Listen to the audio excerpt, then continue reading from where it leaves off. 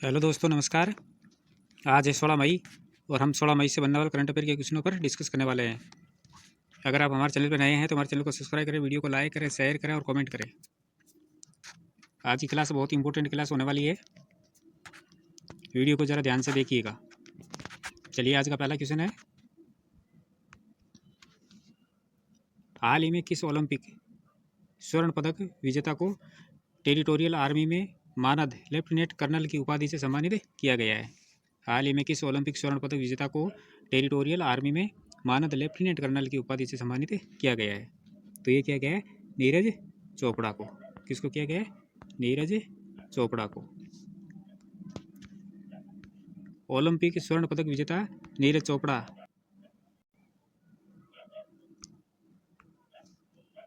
को territorial army में मानद लेफ्टिनेंट कर्नल की उपाधि से सम्मानित किया गया है।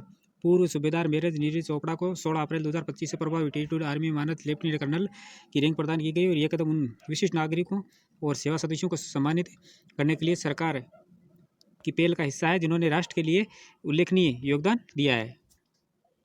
बात करें मानद के बारे में तो टेरिटोरियल आर्मी विनियम 1948 की धारा 31 के तहत प्रदान की जाती है और उन व्यक्तियों को दी जाती है जिन्होंने राष्ट्र की प्रतिष्ठा बढ़ाई हो। ये उपाधि सांकेतिक सैन्य आयोजनों में भागीदारी को अनुमति देती है। टेरिटोरियल आर्मी का संस्कृत जो परिचय है इसका, तो इसकी स्थापना 9 अक्टूबर 1949 को हुई थी। स्थापना कब हुई थी? 9 अक्टूबर 1949 को। ये एक स्वैच्छिक अंशकालिक बल के रूप में कार्य करता है। युद्ध सहयोग, आपदा राहत और राष्ट्र निर्माण में सक्रिय होती है। 2024 में अपनी 75वीं वर्षगांठ मनाई थी। बात करें नीरज चोपड़ा की, तो इनका जन्म जो खंडरा गांव पानीपत हरियाणा का हुआ था और टोक्यो ओलंपिक 2020 में जो आयोजित 2021 के अंदर हुए थे उसमें स्वर्ण पदक विजेता है और पेरिस ओलंपिक 2024 में रजत पदक विजेता है और 2023 के अंदर बुडापेस्ट की विश्व एथलेटिक्स चैंपियनशिप में विश्व चैंपियन है और पहले भारतीय सेना में सूबेदार मेजर के पद पर कार्यरत भी रहे हैं। नेक्स्ट क्वेश्चन है, हाल ही में BRICS chamber of commerce and industry के अध्यक्ष का कार्यभार किसने संभाला है? ये संभाला है हरबंस चावड़ा ने। किसने संभाला है? हरबंस चावड़ा ने। KR चावड़ा एंड कंपनी के संस्थापक और मैनेजिंग पार्टनर हरबंस चावड़ा को BRICS chamber of commerce and industry का चेयरमैन नियुक्त किया गया है। इसका उद्देश्य क्या है कि ब्रिक्स देशों के बीच आर्थिक सहयोग और व्यापार को मजबूत करना, नीति निर्माण हेतु व्यापार और सरकार के बीच संवाद को सुविधाजनक बनाना, सतत आर्थिक विकास और नवाचार को बढ़ावा देना, व्यापार मेलजोल और क्षमता निर्माण कार्यों का समर्थन करना है, वैश्विक आर्थिक मामलों में चैम्बर की भूमिका और प्रभाव को बढ़ाना है।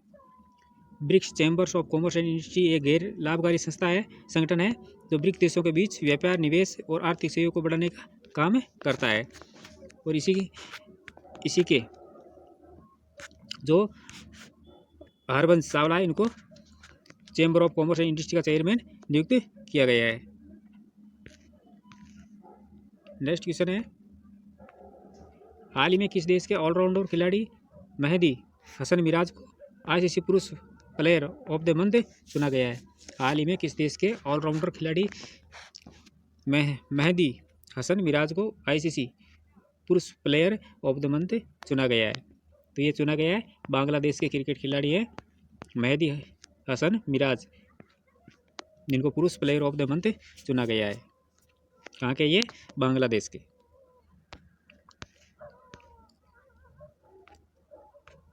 बांग्लादेश के मेहदी हसन मिराज ने अप्रैल 2025 के लिए ICC men's player of the month का पुरस्कार जीता है और उन्होंने जिम्बाब्वे के बलित सिंह मुजरबानी और बेन शेयर्स को पछाड़ दिया और उनका ये पहला प्लेयर ऑफ मंथ सम्मान है जिसे वे मुशफिकुर रहीम और साकिब अल हसन के बाद ये सम्मान पाने वाले तीसरे बांग्लादेशी बन गए हैं।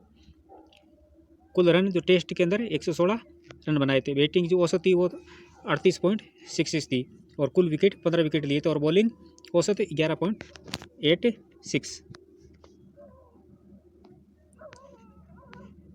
नेक्स्ट क्वेश्चन है कि हाल ही में भारत की अंतरिक्ष निगरानी को मजबूत करने के लिए हाल ही में भारत की अंतरिक्ष निगरानी को मजबूत करने के लिए किन दो संगठनों के बीच समझौता हुआ है? किन दो संगठनों के बीच समझौता किया गया है? तो ये समझौता किया गया है DST and DRDO। DST and DRDO।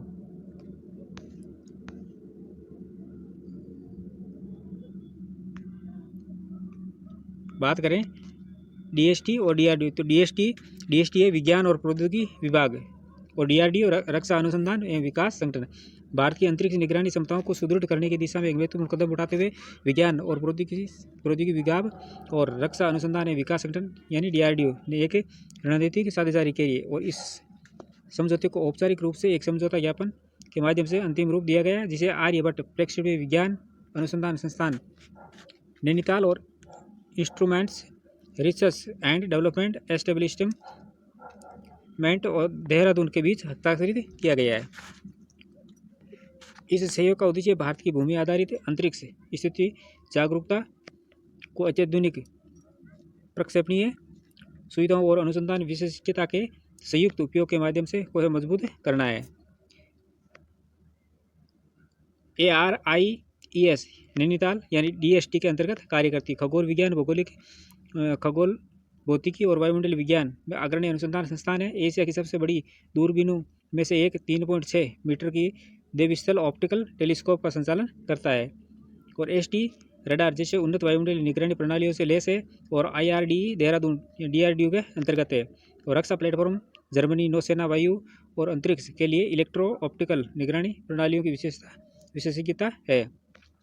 समझौते की बात करें तो इसकी प्रमुख बातें तो ARIES की वैज्ञानिक संरचनाओं का उपयोग करते हुए SSA अनुप्रयोगों का संयुक्त विकास, छवि और डाटा प्रोसेसिंग, AI और ML आधारित विश्लेषण को बढ़ावा देना, वैज्ञानिक आदान प्रदान और तकनीकी प्रशिक्षण को प्रोत्साहित करना है, और दोनों संस्थान उत्तराखंड में स्थित है, जिससे सह समन्वय और कार्य समन्वय संभव होता है।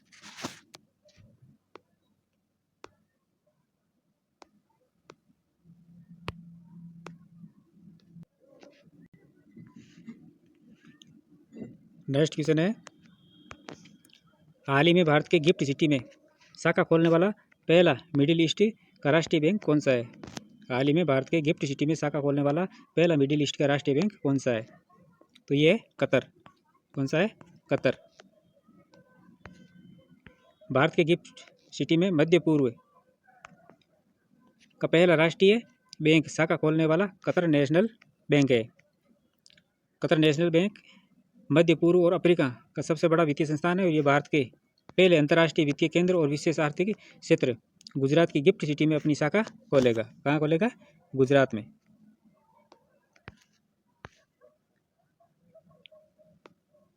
नेक्स्ट क्वेश्चन है, हाल ही में किस राज्य सरकार ने वैश्विक निवेश फर्म ब्लैकस्टोन ग्रुप के साथ एक महत्वपूर्ण समझौता किया है? हाल ही में किस राज्य सरकार ने वैश्विक निवेश फर्म ब्लैकस्टोन ग्रुप के साथ एक महत्वपूर्ण समझौता किया है? तो ये किया है महाराष्ट्र के साथ। किसके साथ किया है?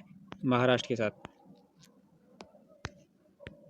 महाराष्ट्र सरकार ने वैश्विक निवेश फर्म ब्लैकस्टोन ग्रुप के साथ एक महत्वपूर्ण समझौता ज्ञापन पर हस्ताक्षर किए हैं। इस समझौते के तहत राज्य में रणनीतिक स्थानों पर 10 से अधिक लॉजिस्टिक और औद्योगिक पार्कों का विकास किया जाएगा, और यह परियोजना 5,127 करोड़ के प्रत्यक्ष विदेशी निवेश के साथ ही की जा रही है, और इसे लगभग 27,510 प्रत्यक्ष और अप्रत्यक्ष नौकरियां पैदा करने होने की संभावना है। इसका उद्देश्य लॉजिस्टिक और वेयर हाउसिंग की क्षमता का विस्तार करना है, और स्मार्ट इंफ्रास्ट्रक्चर के माध्यम से मेक इन इंडिया और डिजिटल इंडिया पहल का समर्थन करना है, और महाराष्ट्र लॉजिस्टिक नीति 2024 के अनुरूप समर्थित हो तो पर्यावरण अनुकूल सुविधाएं विकसित करना है, और सतत विकास और क्षेत्रीय रोजगार को बढ़ावा देना है। ये इसके प्रमुख उद्देश्य है। नेक्स्ट क्वेश्चन है, भारतीय सेना ने सिलीगुड़ी कॉरिडोर में किस एयर डिफेंस सिस्टम को तैनात की तैयारी तेज कर दी है? भारतीय सेना ने सिलीगुड़ी कॉरिडोर में किस एयर डिफेंस सिस्टम को तैनात करने की तैयारी तेज कर दी है? तो ये कर दी है सुदर्शन चक्र को। सुदर्शन चक्र को सेना ने सिलीगुड़ी कॉरिडोर में सुदर्शन चक्र एयर डिफेंस सिस्टम को तैनात करने की तैयारी तेज कर दी है, और ऑपरेशन सिंदूर के दौरान इस प्रणाली ने पाकिस्तान के हवाई हमलों को नाकाम करने में अहम भूमिका निभाई है। नेक्स्ट क्वेश्चन है, हाल ही में अंतर्राष्ट्रीय परिवार दिवस कब मनाया गया?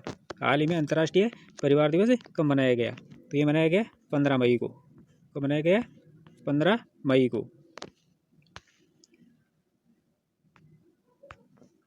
9 दिसंबर 1989 को महासभा ने अंतर्राष्ट्रीय परिवार वर्ष की घोषणा की थी और 1993 में महासभा ने एक प्रस्ताव में निर्णय लिया कि हर साल 15 मई को अंतर्राष्ट्रीय परिवार दिवस के रूप में मनाया जाना चाहिए और इस दिन का उद्देश्य परिवारों से संबंधित मुद्दों के बारे में जागरूकता को बढ़ावा देना, परिवारों को प्रभावित करने वाली सामाजिक, आर्थिक और जनसांख्यिकीय प्रक्रियाओं के बारे में ज्ञान बढ़ाना है।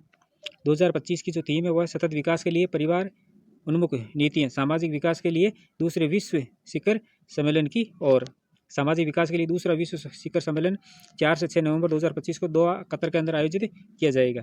कब किया जाएगा? 4 से 6 नवंबर 2025 को। कहाँ किया जाएगा? दोहा कतर के अंदर। शिखर सम्मेलन 1995 के कोपेन घोषणा पत्र पर आधारित, जिसमें परिवारों को समाज की नींव के रूप में मान्यता दी गई है और घरों के भीतर कार्य, परिवार संतुलन और सम्मान भागीदारी की आवश्यकता को रेखांकित किया गया है।